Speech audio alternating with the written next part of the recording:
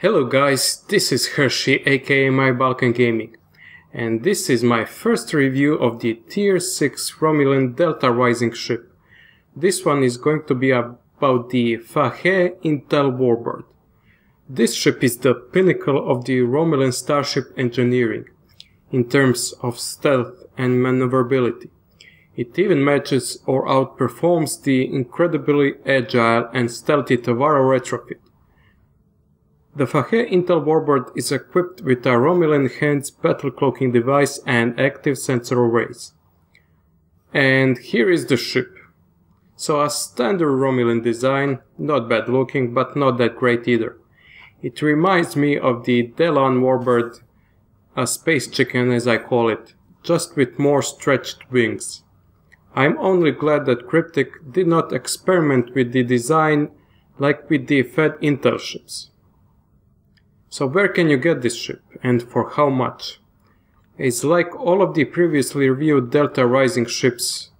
This one also currently only has the C-Store version, which you can buy for 3000 Zen. The fleet version is coming in a later date. Or you can get all of those Delta Rising ships, including this one, from the Delta Operations pack for 12,500 Zen. So this ship can be played by only Romulan characters. It must be at least level 50 to fly it. So let's talk about some stats of the ship.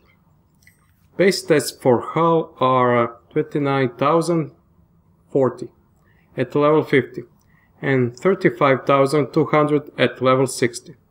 Shield modifier is 0.9. You also get a crew of 100. So the Fahet Intel Warbird has 7 weapon slots. There are 4 in front and 3 aft. So a great setup for my hybrid dual heavy cannons, dual beamback. So device slots are 2. You also get a base turn rate of 19 degrees per second, which is almost on par with the bug ship, which is awesome. You also get plus 10 weapons power and plus 5 power to engines. This ship has also a built-in Romulan enhanced battle cloaking device, so you can cloak and decloak in combat at will. You also get all of the Romulan singularity abilities, and of course the gather intelligence abilities, which I forget to activate most of the time. From the Starship ability package for tactical warbirds, you get precise weapon systems, enhanced singularity circuitry, enhanced weapon systems, devastating weaponry, and a new tactical retreat starship trait. So after reaching level 5 in your Fahet Intel Warbird, you will unlock the tactical retreat starship trait. Where this trait is slotted, you gain a large defense and flight speed buff for a short time after being knocked below 25% hull strength. You also become untargetable for 2 seconds and have all enemy threat reduced to 0. Tactical retreat can be triggered once every 60 seconds. So this one could have been a great trait to have, especially in PvP, but sadly as can only be triggered once every 60 seconds is not that useful, as I have initially thought when I was reading on it. In practice you will be dead in most cases waiting for this trait to even activate. But you get a new universal console, which is called Heavy Plasma Lance. This devastating weapon has 2 firing modes. Normally it will fire a single heavy plasma beam as it targets that causes a devastating plasma fire and renders the target susceptible to Intel Starship exposed vulnerability abilities. However, if that enemy starship is already in a vulnerable state, the beam completely bypasses the target's shields and it's even more devastating. So this is finally a lance that works, guys. When I think about the lance console or weapons, I think how broken was that one from the Galaxy X.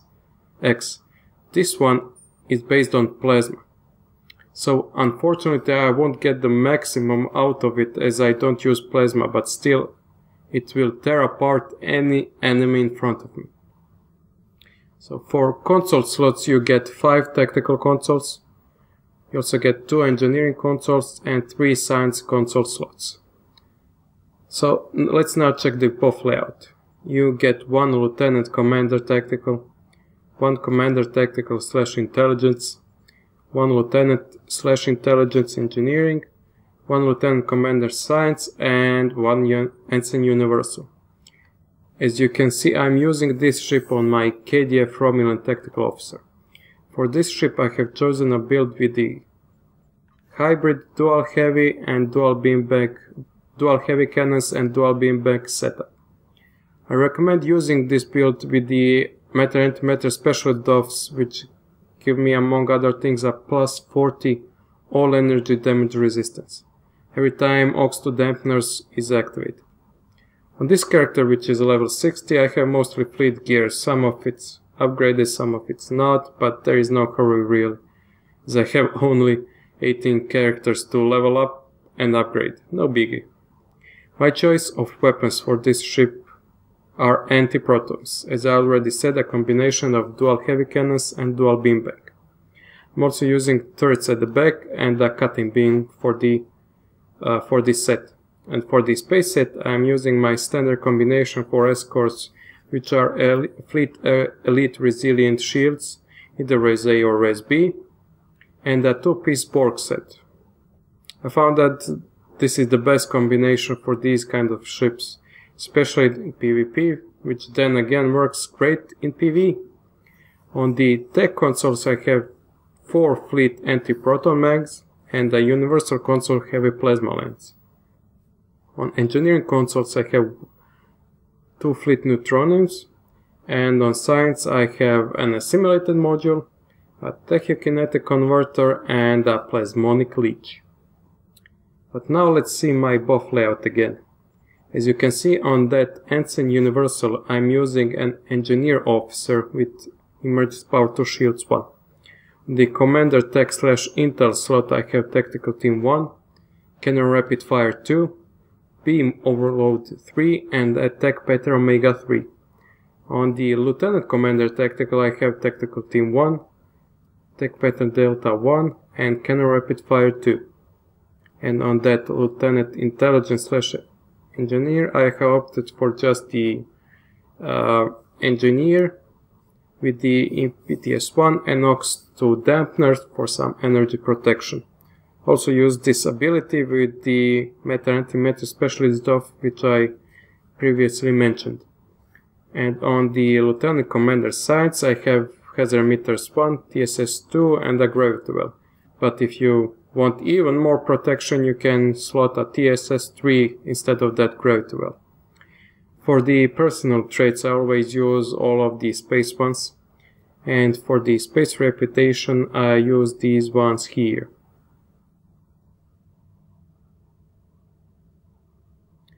But let's now finally test this bad boy in some action. I'll do my standard testing procedure with testing in Infected Space Advance, Undine Space Battle Zone and Argala Sector Patrol. You guys enjoy the fight, and I'll tell you my final impressions of the Fahet Intel Warbird at the end of the video.